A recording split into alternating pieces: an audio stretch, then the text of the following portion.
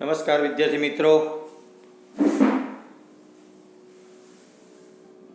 પરમગુરુ પાઠશાળા સંકુલમાં આવેલ સતકેવલ વિદ્યા મંદિરમાં આપનું હાર્દિક સ્વાગત કરું છું. સતકેવલ સાહેબ, હું ધર્મેન્દ્રસિંહ ઝાલા, ધોરણ 10 સોશિયલ સાયન્સ સામાજિક વિજ્ઞાનમાં આપણે આગળ નવો પાઠ લઈએ, 17મો પાઠ લઈએ.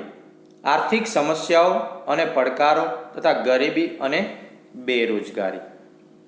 તેમાં પોઈન્ટ છે ગરીબી રેખાથી નીચે જીવતા લોકો, ગરીબીનું માપન જોઈશું. એમાં નિરપેક્ષ ગરીબી, સાપેક્ષ ગરીબી, ભારતમાં ગરીબી અને ગરીબી ઉદ્ભવવાના કારણો, આટલા મુદ્દાઓની ચર્ચા અત્યારે આ ભાગ 1ની અંદર આપણે કરીશું. પાઠ 17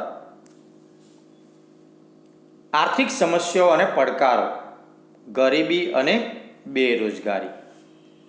ભારતીય અર્થતંત્રમાં કેટલીક ગંભીર અને જટિલ આર્થિક અને સામાજિક સમસ્યાઓ જેવી કે વસ્તી વધારો, ભાવ વધારો, કાળું નાણું, ગરીબી, બેકારી, ભૂખમરો, ભ્રષ્ટાચાર, આતંકવાદ વગેરેનો સમાવેશ થાય છે. જેમાંની મુખ્ય આર્થિક સમસ્યાઓ ગરીબી છે. આપણે ભારતની વાત કરીએ તો ભારતના અર્થતંત્રમાં ગંભીર સમસ્યાઓ છે, જટિલ આર્થિક સામાજિક સમસ્યાઓ છે. તો મોટા મોટી વસ્તી વધારો, ત્યાર પછી વસ્તી વધવાને કારણે ભાવ વધારાનો પ્રશ્ન, કાળું નાણું, બ્લેક મની, ગરીબી પણ એટલી છે, બેકારી, ભૂખમરો ચાલે છે એક બાજુ, ભ્રષ્ટાચાર, આતંકવાદ અને આ બધી જ વસ્તુઓનો સમાવેશ થાય છે. હવે આમાં મુખ્ય વસ્તુ જોઈએ તો મુખ્ય આર્થિક સમસ્યાઓ છે બેરોજગારી અને ગરીબી, ત્યાર પછી ભાવ વધારો અને વસ્તી વધારો. જે પૈકી ગરીબી અને બેરોજગારી વિશે વિગતે આપણે અભ્યાસ કરીએ. તો આપણે વિગતે અભ્યાસ કરીએ બેરોજગારી અને ગરીબીનો. ગરીબી, પહેલો પોઈન્ટ લઈએ આપણે ગરીબીનો.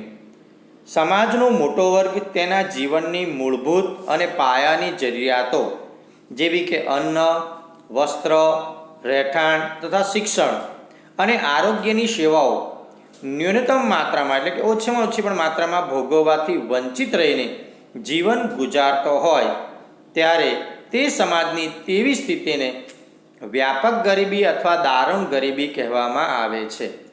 તો આપણા ભારતની એક વ્યાખ્યા પ્રમાણે જોઈએ તો એક તો સમાજનો મોટો વર્ગ તેના જીવનની મૂળભૂત અને પાયાની જરૂરિયાતો, અમુક વસ્તુ જોઈએ તેના વગર જીવન જીવી શકાય નહીં, તો એ પાયાની જરૂરિયાતો જેવી કે અન્ન, વસ્ત્ર અને રહેઠાણ. ત્યાર પછી જોઈએ શિક્ષણ અને આરોગ્ય.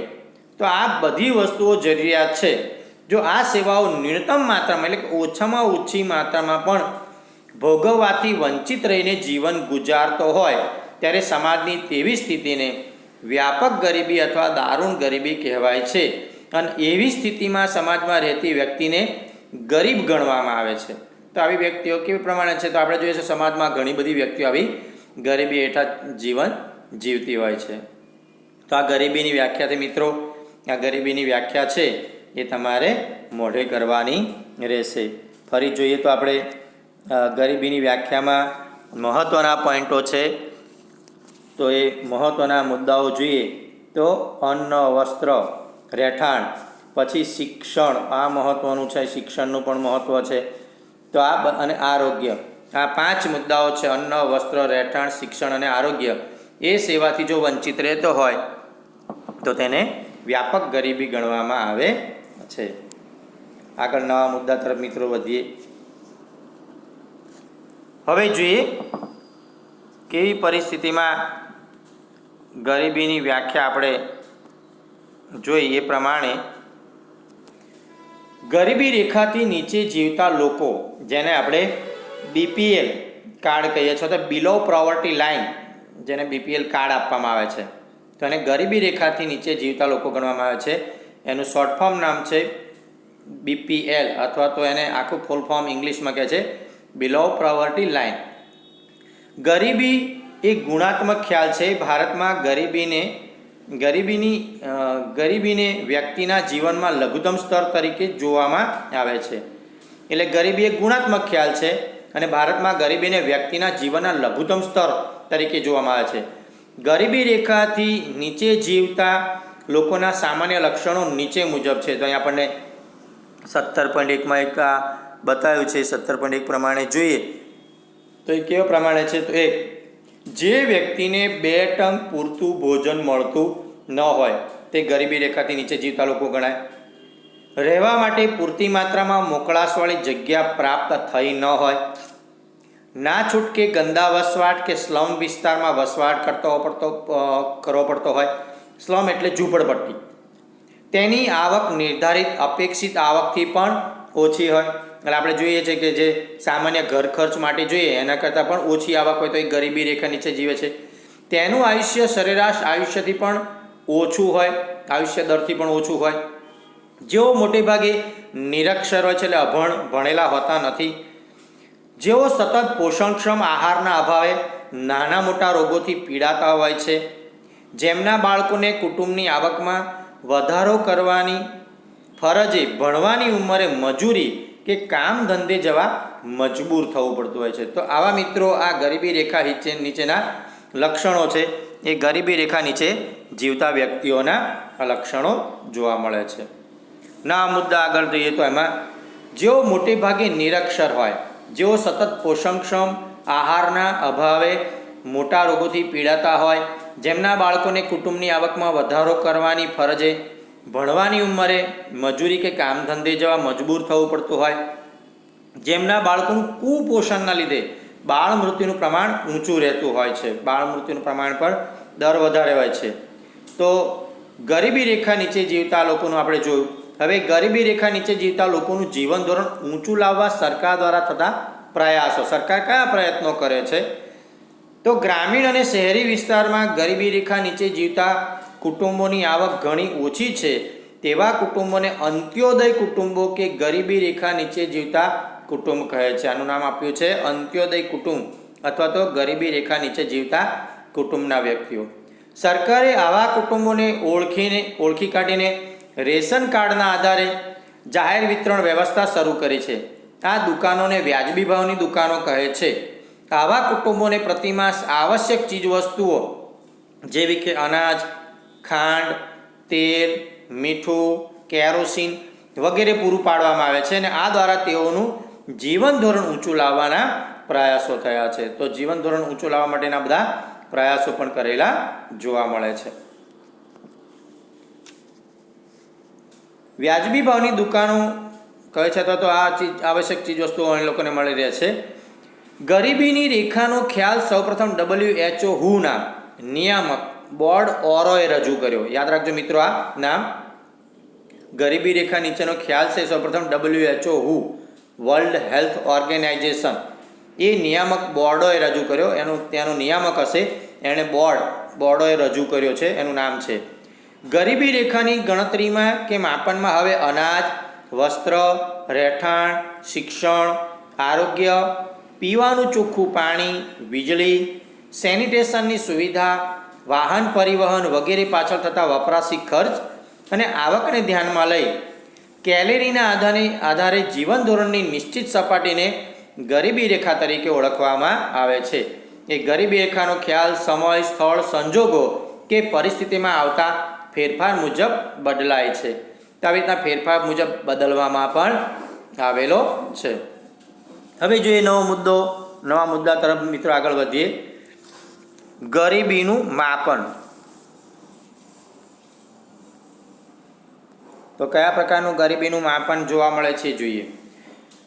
ભારતમાં ગરીબી રેખા નીચે જીવતી વ્યક્તિઓની સંખ્યા જાણવા માટે 2 રીતો છે. એક છે કોઈ એક કુટુંબ દ્વારા વિભિન્ન વસ્તુ કે સેવાઓ પાછળ કરવામાં આવેલ ખર્ચના આધારે.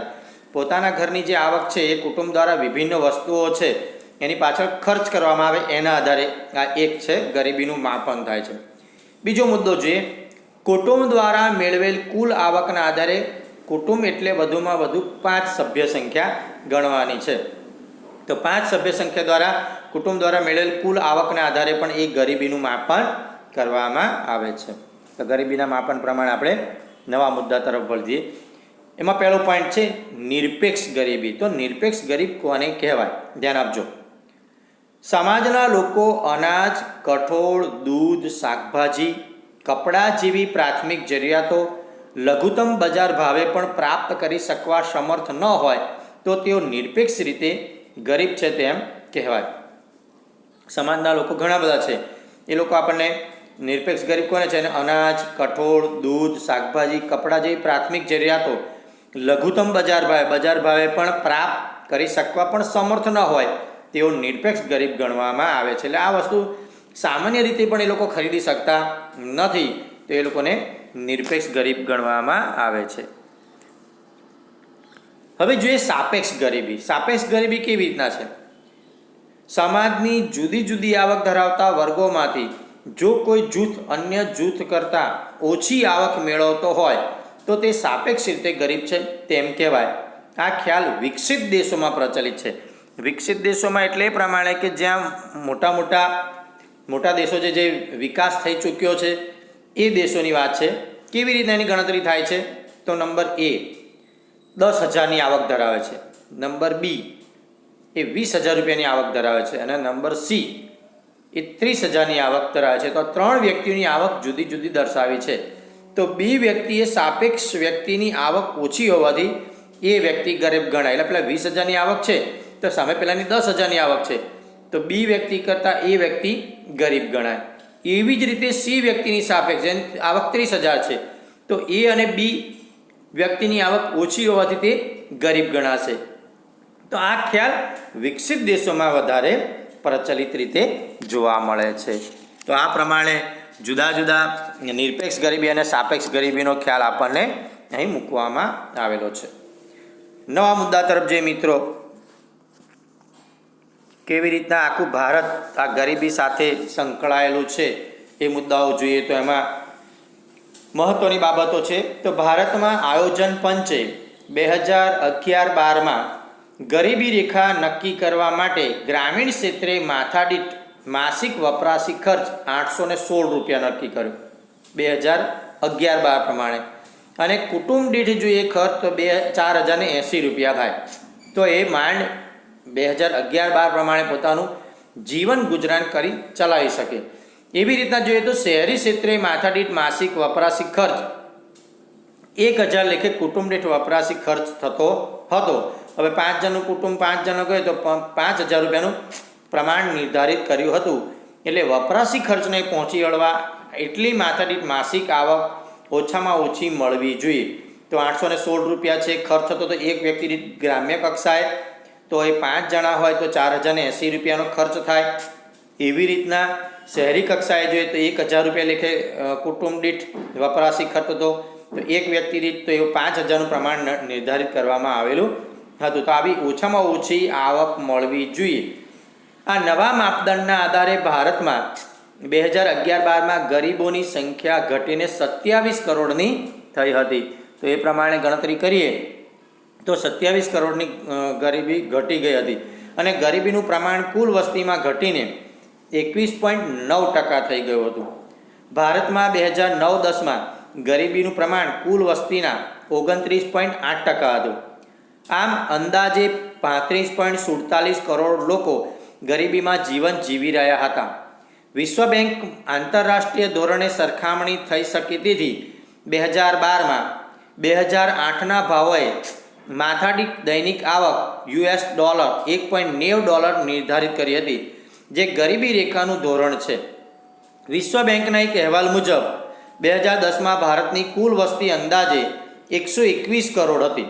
જો યાદ રાખજો મિત્રો આ વાક્ય, 2010માં ભારતની વસ્તી પ્રમાણે ગણતરી કરીએ તો એ ભારતની વસ્તી પ્રમાણે ગણતરી પ્રમાણે જઈએ તો 2010 પ્રમાણે ગણતરી થાય તો એ પ્રમાણે 121 કરોડ ભારતની વસ્તી હતી 2010માં. 32.7% લોકો ગરીબી રેખાની નીચે જીવતા હતા, જેની સંખ્યા અંદાજે 45.6 કરોડ હતી. તો 45.6 કરોડ લોકો એ વખતે ગરીબી રેખા નીચે જીવતા હતા. એમાં જોઈએ આગળના મુદ્દાઓમાં. UNDP 2015ના રિપોર્ટ મુજબ ભારતમાં 2011-12માં ગરીબીનું પ્રમાણ કુલ વસ્તીના 21.92% હતું. ભારતમાં કુલ ગરીબો 26.93 કરોડમાંથી ગ્રામીણ ક્ષેત્રે 21.65 કરોડ હતા, જે લોકો 25.7% ગણાય, અને શહેરીમાં 5.28 કરોડ લોકો, અને એટલે કે એ પ્રમાણે 13.7% ગરીબી રેખા નીચે જીવન જીવતા હતા. ભારતમાં સૌથી વધુ ગરીબીનું પ્રમાણ ધરાવતું રાજ્ય છત્તીસગઢ છે. મિત્રો યાદ રાખજો, આ કયું રાજ્ય છે? છત્તીસગઢ.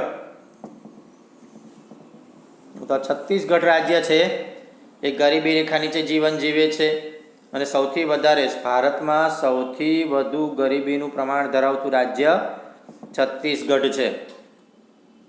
જ્યારે સૌથી ઓછી ગરીબી ધરાવતું રાજ્ય ગોવા છે, જેને આપણે ગોવા કહીએ છીએ, જેમાં 5.09% છે. તો ગુજરાતમાં ગરીબીનું પ્રમાણ 16.63% છે. તો ગુજરાતની વાત કરીએ તો મિત્રો ગુજરાતમાં 16.63% ગરીબીનું પ્રમાણ ધરાવે છે. તો ભારતમાં સરેરાશ 30%થી વધુ ગરીબીનું પ્રમાણ ધરાવતા રાજ્યોમાં છત્તીસગઢ, આસામ, ઉત્તર પ્રદેશ, મણિપુર, બિહાર, અરુણાચલ પ્રદેશ, ઝારખંડ, ઓડિશા વગેરે રાજ્યો છે. તો આ બધા રાજ્યો ગરીબી રેખા નીચે જીવન જીવે છે. ભારતમાં વિપુલ પ્રમાણમાં કુદરતી સંસાધનો અને અપાર કુદરતી બક્ષિસથી સમૃદ્ધ છે, પરંતુ આ વિપુલ સંસાધનોનો સુયોગ્ય લાભ ઉઠાવવાની ક્ષમતાનો અભાવ, શિક્ષણ, તાલીમ અને કૌશલ્યના અભાવે વર્ષોના ખામીયુક્ત આયોજનના લીધે આ કુદરતી સંપત્તિઓનો લોકોના કલ્યાણ અને સુખાકારી અર્થે જોઈએ તેટલો ઉપયોગ ન થઈ શકવાને કારણે લોકોમાં ગરીબીનું પ્રમાણ ઘટ્યું નહીં. તેથી કહેવાય કે ધનિક ભારતમાં ગરીબો વસે છે. કેમ ધનિક ભારતમાં ગરીબો વસે છે? તો એક તો વિપુલ પ્રમાણમાં કુદરતી સંસાધનો અને અપાર કુદરતી બક્ષિસ છે, સમૃદ્ધિ છે આપણા દેશમાં, છતાં પણ વિપુલ સંસાધનો સુયોગ્ય લાભ આપણે ઉઠાવી શક્યા નથી, એટલે એનો અભાવ છે. એક બાજુ શિક્ષણ નથી, તાલીમ જોઈએ એ પ્રમાણે કૌશલ્યની તાલીમનો અભાવ દેખાય છે, વર્ષોના ખામીયુક્ત આયોજનો હજી ચાલે છે, કુદરતી સંપત્તિનો લોકોના કલ્યાણ અને સુખાકારી અર્થે જોઈએ તેટલો ઉપયોગ ન થઈ શકવાને કારણે લોકોમાં ગરીબીનું પ્રમાણ ઘટ્યું નહીં.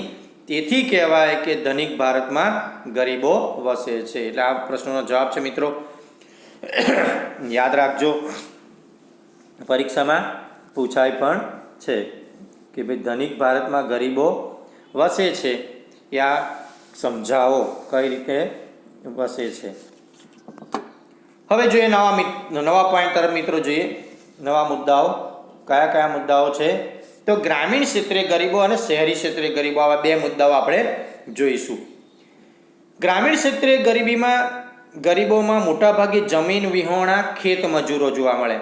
ગૃહ ઉદ્યોગો કે કુટીર ઉદ્યોગોના કારીગરો, સીમાંત ખેડૂતો, ભિક્ષુકો, વેઠિયા મજૂરો, જંગલ કે પહાડી વિસ્તારમાં રહેતા લોકો, જનજાતિઓ એટલે SC ST એ પ્રમાણે જનજાતિઓ, કામ ચલાઉ કારીગરો કે જેઓ ગરીબી રેખાથી નીચે જીવન જીવી રહ્યા છે.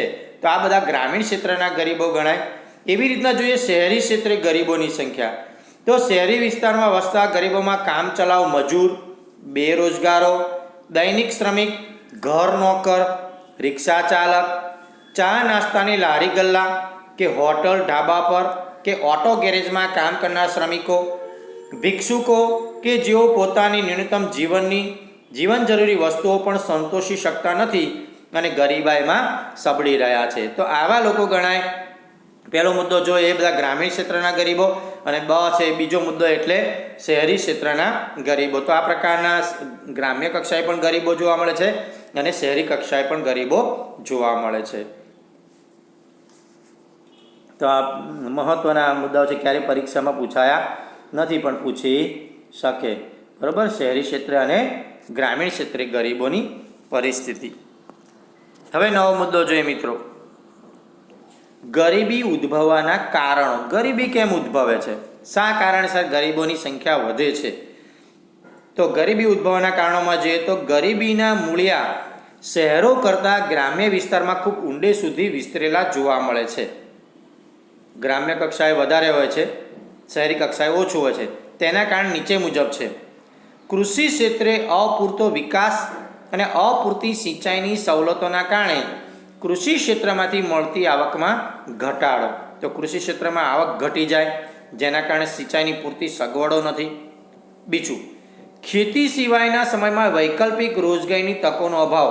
ખેતી તો જે થતી હોય ત્યારે, પણ પછી એના સિવાય જે હવે કંઈ જરૂર ના પડે ત્યારે વૈકલ્પિક રોજગારીના તકનો અભાવ જોવા મળે છે. ત્રીજું, ગ્રામીણ ક્ષેત્રે અન્ય રોજગારીનું જરૂરી જ્ઞાન, શિક્ષણ, કૌશલ્ય કે તાલીમના અભાવના કારણે. એટલે ગ્રામીણ ક્ષેત્રે રોજગારીનું જે જ્ઞાન છે એ પણ નથી, શિક્ષણ નથી, કૌશલ્ય અને તાલીમનો અભાવ જોવા મળે છે. આગળ, જ્ઞાતિ પ્રથા અને રૂઢિઓ, પરંપરાઓના કારણે રીતિ રિવાજો પાછળ ગજા ઉપરાંતના ખર્ચાને કારણે દેવામાં ડૂબે છે. એટલે જ્ઞાતિ પ્રથાના રૂઢિઓ છે, રિવાજો છે, પરંપરાઓ છે, એટલે ગજા ઉપરનો ખર્ચ કરી નાખે છે. એ ખર્ચ કરી નાખે એટલે પછી શું થાય છે? તે દેવામાં ડૂબે છે. એટલે આમ બિન ઉત્પાદકીય ખર્ચમાં વધારો થવાને કારણે પણ ગરીબી ઉદ્ભવવાનું કારણ છે. નિરક્ષરતાનું પ્રમાણ વધુ હોવાથી શોષણ અને અન્યાયનો ભોગ બને છે. તેમજ સરકારી યોજનાઓની માહિતીનો અભાવે લાભ ઉઠાવી શકતા નથી. એટલે અભણ હોવાને કારણે અને સરકારની યોજનાઓ હોય છે, યોજનાઓ એમના સુધી પહોંચતી નથી અથવા એ માહિતીનો તેઓ અભાવ હોય છે. આર્થિક નીતિઓના ઘડતરમાં છેવાડાના માનવીની જરૂરિયાતો અને તેના આર્થિક હિતોની ઉપેક્ષા થવાથી પણ થાય છે. પછી રોકડિયા પાકોને પ્રોત્સાહન મળ્યું અને ખાદ્ય પાકોનું ઉત્પાદન ઘટ્યું. એટલે જે ખાધા ખોરાક એટલે ઘઉં, ચોખા, બાજરી આ બધું છે એનું ઉત્પાદન ઘટે છે, રોકડિયા પાકોનું ઉત્પાદન વધે છે. એટલે અનાજ, કઠોળ વગેરેની અછત સર્જાય અને ભાવો વધ્યા, જેથી 2 ટંક પૂરતું ભોજન પ્રાપ્ત ન થવાથી પણ ગરીબી ઉદ્ભવવાના કારણો છે. તો આ ગરીબીનો ઉદ્ભવનું કારણ પણ મિત્રો આ રીતે થાય છે. આગળ જોઈએ, રોકડિયા પાકોને પ્રોત્સાહન મળવાનું કારણે આર્થિક સુધારાઓના અમલ થકી ગ્રામીણ અર્થવ્યવસ્થા પડી ભાંગી, કુટીર અને લઘુ ઉદ્યોગ ખલાસ થયા, સ્થળાંતર વધ્યું અને ખેતીની આવક ઘટી. એટલે આર્થિક સુધારાનો અમલ થકી ગ્રામીણ વ્યવસ્થા પડી ભાંગી. ધીમે ધીમે ગ્રામ્ય કક્ષાએ જે વ્યવસ્થાઓ હતી, કુટીર અને લઘુ ઉદ્યોગો પણ ખલાસ થયા, એટલે સ્થળાંતર વધ્યું, એટલે શહેરી તરફ લોકોએ દોટ મૂકી, એટલે ખેતીની આવક ઘટી, એટલે પણ ગરીબીનું પ્રમાણ વધ્યું. ગરીબો કુપોષણ અને વિવિધ રોગોના શિકાર બને છે. આરોગ્ય વિષયક ખર્ચા વધ્યા, આવક સ્થિર જ રહી અને સારવાર દવા પાછળ ખર્ચ વધવાથી પણ માણસ ગરીબ રહ્યો. ટેકનોલોજીમાં ફેરફાર આવતા પરંપરાગત વ્યવસાયો, કુટીર ઉદ્યોગ પડી ભાગ્યા, સ્થાનિક બજારો બંધ થતાં બેકારીમાં વધારો થયો.